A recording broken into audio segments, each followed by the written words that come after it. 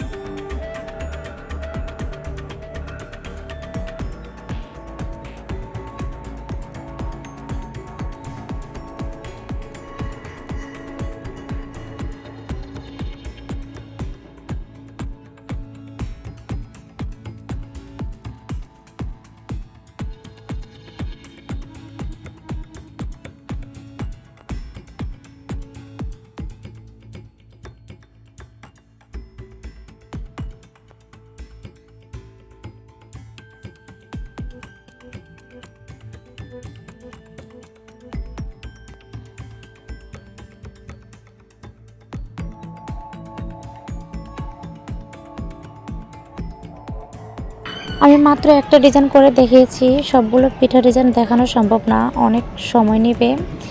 পিঠাগুলো কিন্তু আমি একবার ভেজে নিয়েছি হালকাভাবে, তারপর 2-3 ঘন্টা রোদে দিয়েছিলাম। তারপর এখন আমি ভালো করে ভেজে সেরা দিয়ে দেব। সেখানে চুলে একটা হাঁড়ি বসিয়ে দিয়েছি, এখানে আমি পানি 3 কাপের মতো দিয়েছি, 3 কাপ পরিমাণই হবে। তারপর আমি এখানে 2 বাটির মতো চিনি দিয়েছি। এখন নেড়ে চেড়ে কিছুক্ষণ বলক এনে নেব, যাতে শিরাটা ঘন হয়ে যায়। শিরাটা বলক এসেছে, এখন আমি শিরাটা চেক করে নেব কতটা ঘনত্ব হয়েছে। যদি দেখি শিরাটা ঘন হয়েছে, তাহলে আমি একটু লেবুর রস দিয়ে চুলা থেকে নামিয়ে নেব, যেন শিরাটা বসে না যায়। এখন চুলা থেকে নামিয়ে নেব শিরাটা। তারপর আরেকটা হাঁড়ি বসে দিয়েছি, তার মাঝে পরিমাণ তেল দিয়ে ভালো করে গরম করে নেব। তেলটা গরম হয়ে আসলে এর মাঝে দিয়ে দেবো এক এক করে পিঠাগুলো আমি আগে থেকে যত ভেজে নিয়েছি, এখন বেশি ভেজে নিতে হবে না।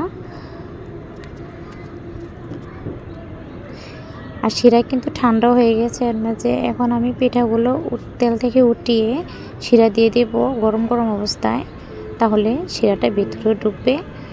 আর আপনারা কমেন্ট করে জানাবেন আমার এই ছাদে আমার রেসিপিটা কেমন হয়েছে। সবগুলো পিঠা একই রকম করে ভেজে নেব। পিঠাগুলো ভেজে নেওয়া হয়ে গেছে, এখন আপনাদেরকে দেখাবো পিঠাগুলো কেমন হয়েছে। ছাদে কালারটা দেখাচ্ছে, ঘরে নিলে অন্যরকম কালার দেখাবে। দেখেন ঘরের ভিতর কালারটা কতটা সুন্দর এসেছে। আমার রেসিপিটি কেমন হয়েছে অবশ্যই কমেন্ট করে জানাবেন। আজকের মতো বিদায় নিচ্ছি, আল্লাহ হাফিজ।